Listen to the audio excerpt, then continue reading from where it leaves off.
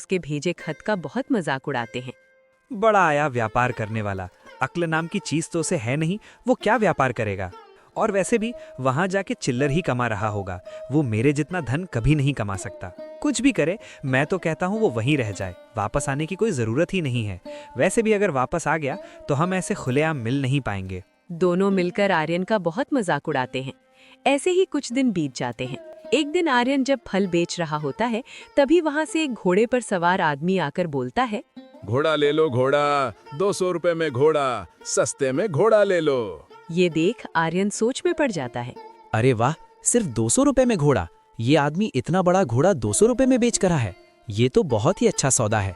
मैं एक काम करता हूँ, इससे पहले कोई और ले ले, मैं इस घोड़े को खरीद लेता हूँ। वैसे मुझे व्यापार करने के लिए इस घोड़े की जरूरत पड़ेगी। ऐसा सोचते हुए आर्यन उस घोड़े वाले के पास जाकर कहता है, अरे भाई, ये घोड़ा मुझे चाहिए। ये लो तुम्हारे 200 रुपए और मुझे घोड़ा दे दो। वो घोड़े वाला उसे खिलौने वाला घोड़ा थमा देता है। ये लो तुम्हारा घोड़ा, अब मैं चलता हूँ। अरे ये कैसा मजाक है? तो मुझे ये कौन सा घोड़ा थमा रहा है? ये तो बच्चों का खिलौना है। हाँ, तो मैं इसी घोड़े की बात कर रहा था।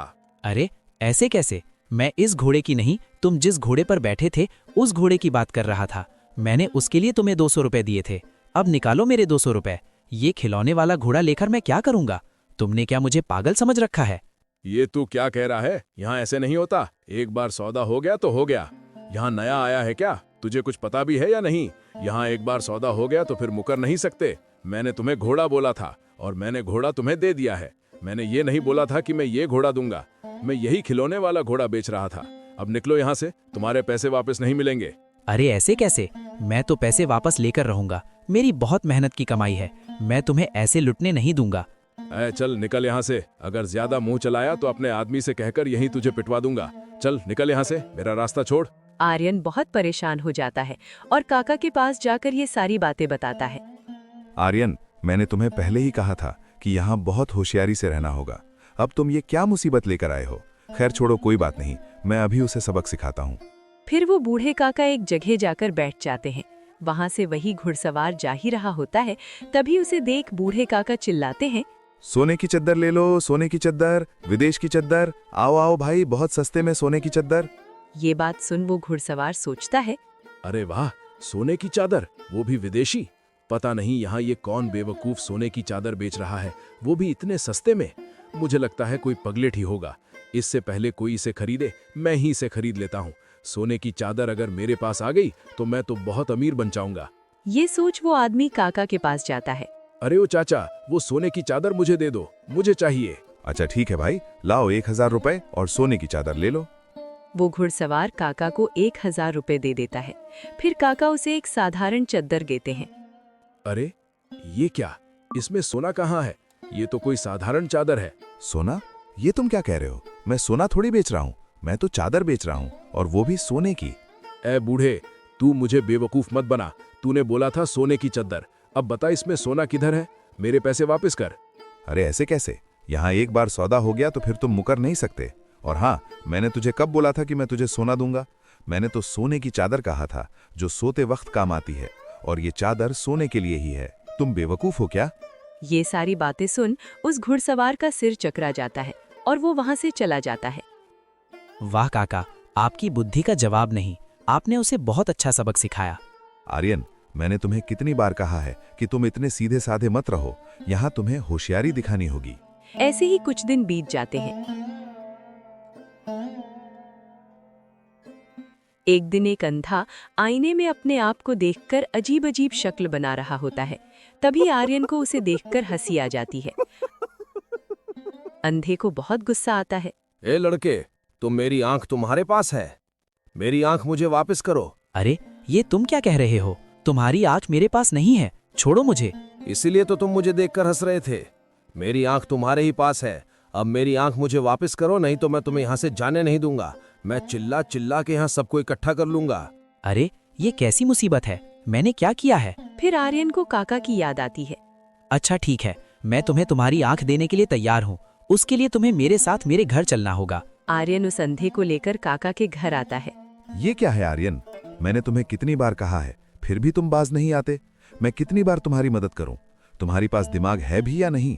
मुझे माफ कर दो काका, इस बार तो मैंने कुछ किया भी नहीं था, बस उसे देखकर हंसी आ गई थी। सुनो भाई, तुम्हें तुम्हारी आंख चाहिए ना? तुम एक काम करो, तुम आज यहाँ से जाओ और कल यहीं आकर तुम्हारी आंख लेकर जाना। ठीक है, कल मुझे किसी भी हालत में मेरी आंख चाहिए। उसके जाने के बाद काका आर्यन से कहते हैं, एक काम करो आर्यन, कसाई के पास जाकर तुम बकरे की बहुत सारी आंखें लेकर आओ। आर्यन ऐसा ही करता है। दूसरे दिन वो अंधा आता है। देखो भाई, इसमें बहुत सारी आंखें हैं, मेरे पास काफी लोगों की आंखें हैं। अब इनमें से तुम्हारी आंख कौन सी है वो तुम खुद देखो और ले लो। वो आंखें देखकर अंधा चकरा जाता है। अरे ये क्या, ये तो पासा उल्टा पड़ गया। ये तो सचमुच आंख दे रहे हैं। मुझे लगता है मैं गलत जगह फंस गया हूँ। नहीं नहीं, मुझे कोई आंख नहीं चाहिए, मैं चलता हूँ। वो अंधा वहां से भाग जाता है।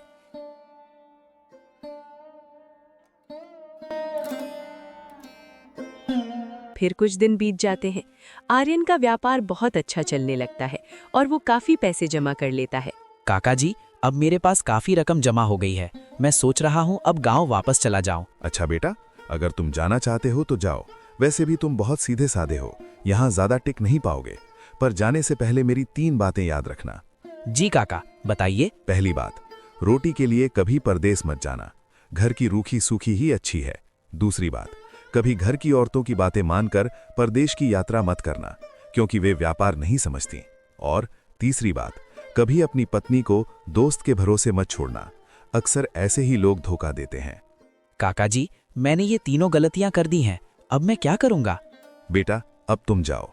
वापस जाओगे तो तुम्हें ऐसा कुछ देखने को मिलेगा जो तुम देखना नहीं चाहोगे, लेकिन तुम हिम्मत रखना और शांति से फैसला लेना। आर्यन गांव की ओर निकल पड़ता है। जब वो अपने घर के पास पहुंचता है, उसे अंदर माया और विक्रम की आवाज आती है। विक्रम, उस आर्यन का खत आया था, 2 महीने बाद आने वाला है। मैं सोच रही थी कि अगर वो यहाँ आ जाएगा तो हम कैसे मिल पाएंगे। अरे माया, तुम क्यों चिंता करती हो?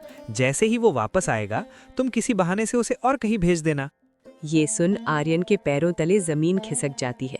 वो गुस्से में बाहर से ही आवाज देता है। दोनों बाहर आते हैं और डर जाते हैं। अरे आर्यन, तुम कब लौटे? वो क्या है ना, भाभी की तबीयत ठीक नहीं थी, इसलिए हालचाल पूछने आया था। विक्रम, झूठ बोलने की जरूरत नहीं। मैंने तुम दोनों की सारी बातें सुन ली हैं। तुझे शर्म आनी चाहिए। तेरे भरोसे पत्नी को छोड़कर गया था और तूने दोस्ती का ये सिला दिया। अरे आर्यन, तू शक कर रहा है। भलाई का तो जमाना ही नहीं रहा। मेरे सामने नौटंकी मत कर। पड़ोसियों ने भी तुम्हारी बेशर्मी देख ली है। विक्रम, अब तुम माया को अपने घर लेकर जाओ। मैं इसे अभी इसी वक्त तलाक देता हूँ। तुम दोनों एक दूसरे को पसंद करते हो तो साथ रहो। माया और विक्रम वहां से चले जाते हैं। आर्यन अकेला रह जाता है। वो बहुत दुखी रहने लगता है। एक दिन वो गांव छोड़कर वापस काका के पास जाता है और उन्हें सब बताता है। बहुत अच्छा किया बेटा, मुझे तुमसे यही उम्मीद थी। बेटा, मेरी एक इच्छा है। मेरी एक बेटी है, बहुत संस्कारी है। मैं चाहता हूँ कि तुम मेरी बेटी से शादी कर लो। आर्यन काका को हाँ कह देता है और उनकी बेटी से शादी कर लेता है। अब उसे एक सच्चा साथी मिल गया था जो उसे समझता था। आर्यन अब खुश रहने लगा। अगर आपको हमारी ये कहानी पसंद आई हो तो एक लाइक जरूर करें, क्योंकि आपका एक